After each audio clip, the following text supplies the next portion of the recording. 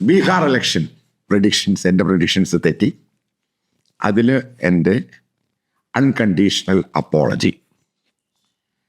കാരണം എനിക്ക് കിട്ടിയിരുന്ന ഡേറ്റ, അതേപോലെ അവിടെയുള്ള സീനിയർ പത്രക്കാരും ഇവരൊക്കെ തന്ന ഡേറ്റ, ഇവർ പറഞ്ഞ അനുഭവം, ഇവരൊക്കെ ബേസിക്കലി BJPയുമായിട്ടും RSSുമായിട്ടും ബന്ധപ്പെട്ടവരാണ് ശരിക്കും. ഇവർ തന്ന ഡേറ്റയും ഒക്കെ വെച്ചാണ് ഞാനിത് പറഞ്ഞത്. അതിൽ എൻ്റെ ഭാഗത്ത് തെറ്റുണ്ടായി. ആ തെറ്റിൽ ഞാൻ ക്ഷമ ചോദിക്കുന്നു. രാഷ്ട്രീയമാണ്, തെറ്റുണ്ടാകാം, ശരിയുണ്ടാകാം. നമ്മുടെ പ്രഡിക്ഷൻ, അതിനകത്ത് തെറ്റുണ്ടാകാം. ഇതൊക്കെ സ്വാഭാവികമാണ്. പക്ഷെ ഞാനത് കുറച്ചും കൂടെ എൻ്റെ കാൽക്കുലേഷൻ പലതും മാറിപ്പോയി. ഇനി എന്തുകൊണ്ട് BJPയുടെ ലാൻഡ് സ്ലൈഡ് വിക്ടറിയാണ്, അതായത് വലിയ സുനാമിയാണ് അടിച്ചിരിക്കുന്നത്. രാഹുൽ ഗാന്ധിയും കോൺഗ്രസും തേജസ്വിനി യാദവും സംഭൂജിരായി മാറി, വലിയ ആനമോട്ട. അതായത് അവിശ്വസനീയമായ വിജയമാണ്. ഇത്രമാത്രം ഇൻകംബൻസി ഉണ്ടെന്ന് പറഞ്ഞിട്ടും ഇഷ്യൂസ് ഉണ്ടെന്ന് പറഞ്ഞിട്ടും അതിനെയൊക്കെ ഓവർകം ചെയ്ത് വലിയൊരു ശതമാനം സ്ത്രീ വോട്ടർമാരുടെ അവരുടെ കോൺഫിഡൻസ് ലെവല് നിതീഷ് കുമാറിനോടും പ്രത്യേകിച്ച് മോദിയോടും BJPയോടും ഹൈ എൻഡിലോട്ട് കൂടി.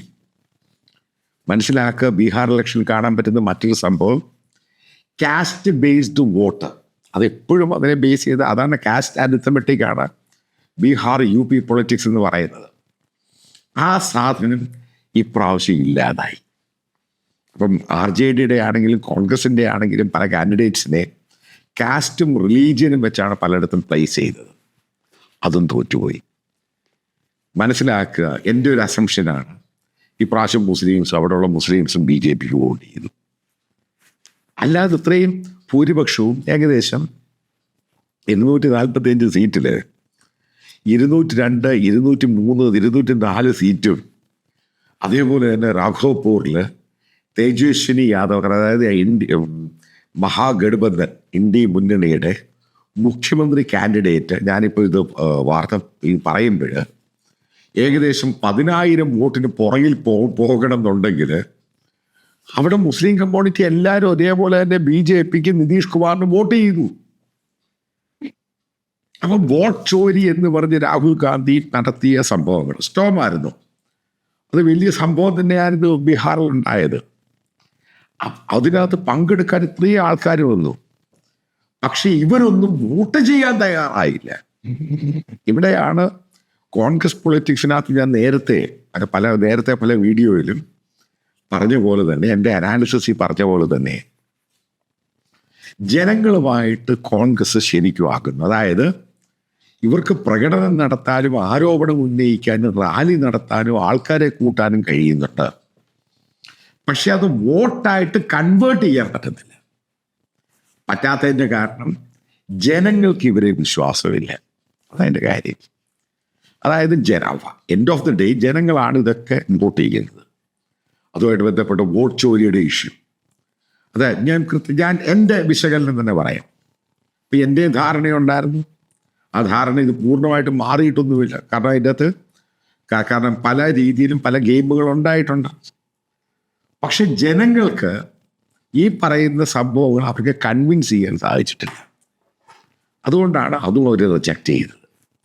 അതായത് എന്തൊക്കെയാണ് ഡിസൈൻ ചെയ്ത് മാനുഫാക്ചർ ചെയ്ത് ജനങ്ങളുടെ മുമ്പിൽ, അതായത് മഹാഗഠബന്ധൻ കോൺഗ്രസ് ഉൾപ്പെടെയുള്ള ഇന്ത്യയിലെ പ്രതിപക്ഷ പൊളിറ്റിക്കൽ പാർട്ടികൾ ബീഹാർ എന്ന് പറയുന്നത് ഇന്ത്യൻ രാഷ്ട്രീയത്തിൽ അവിടെയുള്ള ഓരോ വോട്ടർമാർക്കും പൊളിറ്റിക്സ് ഉള്ളവരാണ്. ഇന്ത്യയുടെ പൊളിറ്റിക്കൽ ഫാക്ടറി എന്ന് വേണമെങ്കിൽ പറയാം ബീഹാറിനെ. എല്ലാവർക്കും രാഷ്ട്രീയം അറിയാം. ഇപ്പോൾ സോഷ്യലിസ്റ്റ് രാഷ്ട്രീയമാണെങ്കിലും കോൺഗ്രസ് രാഷ്ട്രീയമാണെങ്കിലും BJP രാഷ്ട്രീയമാണെങ്കിലും റൈറ്റ് വിങ് പൊളിറ്റിക്സ് ആണെങ്കിലും ഇതിനൊക്കെ വലിയ സംഭവമാണ് ബീഹാർ എന്ന് പറയുന്നത്.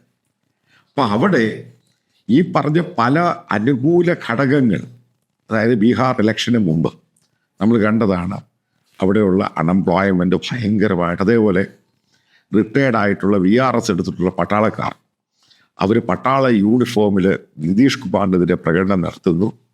അതായത് ഇതൊന്നും ഈ ബീഹാറിലുള്ള അവിടുത്തെ ഭൂരിപക്ഷം ജനങ്ങളെ ഇതൊന്നും ബാധിച്ചില്ല. ഇതിലേക്കാണ് നമ്മൾ ബേസിക്കലി മനസ്സിലാക്കേണ്ടത്.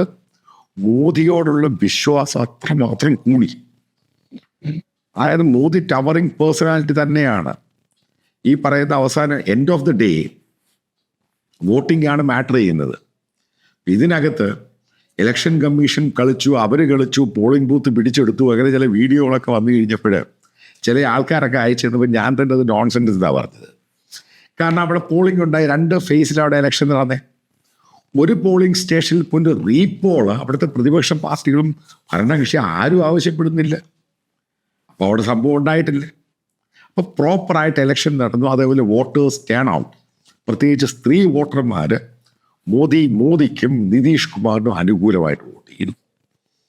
ഇതാണ് കാരണം അവിടെയുള്ള ജനങ്ങൾക്ക് പല ആൾക്കാരും പറഞ്ഞു കഴിഞ്ഞപ്പോൾ അവർക്ക് ലാലു രാജ് എന്ന് പറയുന്നൊരു സംഭവം ഒരു ഗുണ്ടായിസമാണ്.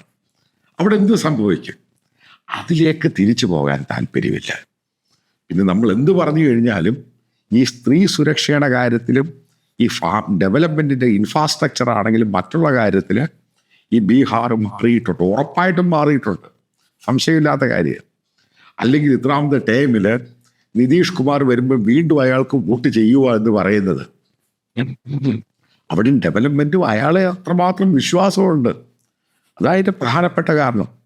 അഴിമതിയുടെ കാര്യത്തിൽ ഈ പറയുന്ന BJP നിതീഷും BJP ഗവൺമെൻറ്റും പുറകിലൊന്നും ആയിരുന്നില്ല, എല്ലാത്തിലും അഴിമതി ഉണ്ടായിട്ടുണ്ട്. പക്ഷേ അതിനേക്കാൾ ഉപരി അവരുദ്ദേശിച്ചത് നിതീഷ് കുമാറിലുള്ള വിശ്വാസം, പ്രത്യേകിച്ച് മോദിയോടുള്ള വിശ്വാസം, ആ വിശ്വാസത്തിനകത്ത് 1% പോലും കുറവുണ്ടായിട്ടില്ല. അതായത് സെക്യൂരിറ്റി ഇഷ്യൂസ്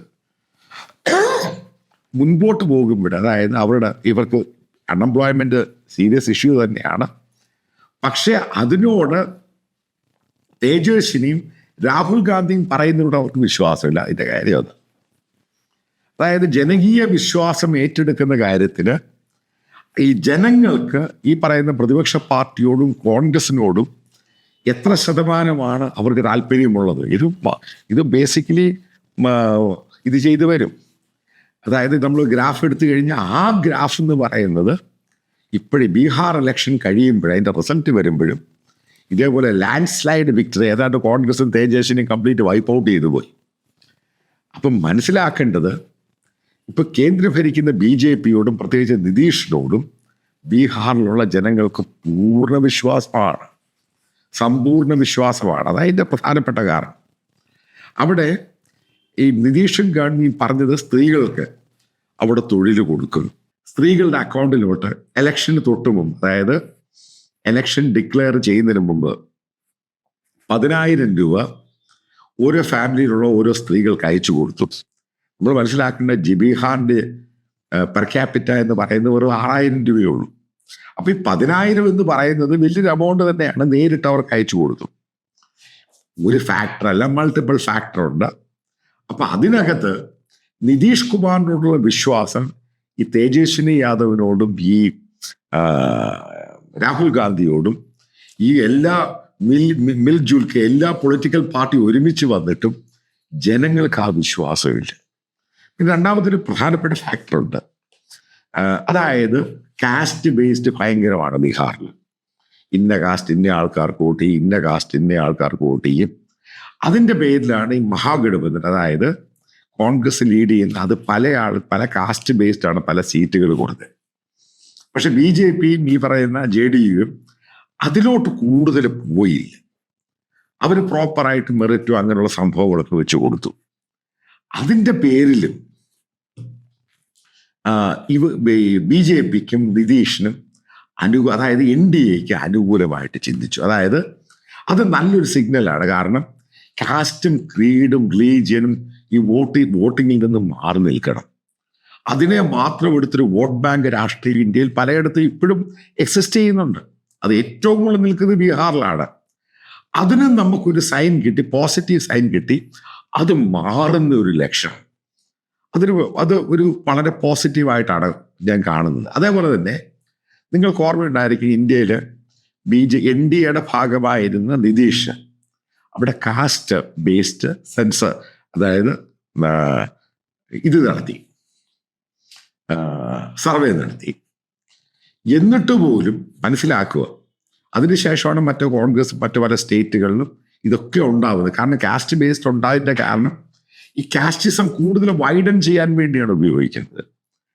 അതിലും ആൾക്കാരെല്ലാം താല്പര്യമുണ്ടായി. പക്ഷേ ഒരു ഗവൺമെന്റിനെ ഭരിക്കാൻ വിടുന്ന കാര്യത്തിൽ ബീഹാറി കമ്മ്യൂണിറ്റി പൂർണ്ണമായിട്ടും BJPയോടും നിതീഷിനോടും, പ്രത്യേകിച്ച് മോദിയുടെ ഇമേജാണ് അതിഭയങ്കരമായിട്ട് മുന്നോട്ട് പോയി.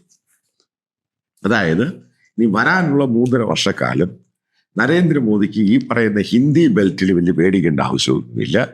ശക്തമായ നടപടിയെടുത്ത് മുന്നോട്ട് പോകാം. ബീഹാർ കമ്മ്യൂണിറ്റി അത് കാണിച്ചു കൊടുത്തു. ഇത് തന്നെയായിരിക്കും ഇനി UP വരാൻ പോകും. ഇനി ഞാൻ ഈ രാഹുൽ ഗാന്ധിയുടെ കാര്യത്തിലോട്ട് കിടക്കാം. രാഹുൽ ഗാന്ധി ആ കുടുംബത്തെയും, അതായത് പ്രത്യേകിച്ച് ഗാന്ധി ഫാമിലി, ജനങ്ങൾക്ക് വിശ്വാസമില്ല. അതാണ് മനസ്സിലാക്കേണ്ടത്. അതായത് അവർ വന്ന് കാണിക്കുമ്പോൾ ജനങ്ങളുടെ കമ്മ്യൂണിറ്റിയുമായിട്ട് ഇൻട്രാക്ട് ചെയ്യുമ്പോൾ ജനങ്ങളോടുള്ളൊരു വിശ്വാസമുണ്ട്. എന്നാൽ മാത്രം അവരുടെ പാർട്ടിക്കും ഈ പറഞ്ഞ തേജസ്വിനി യാദവിനൊക്കെ വോട്ട് ചെയ്യത്തുള്ളൂ.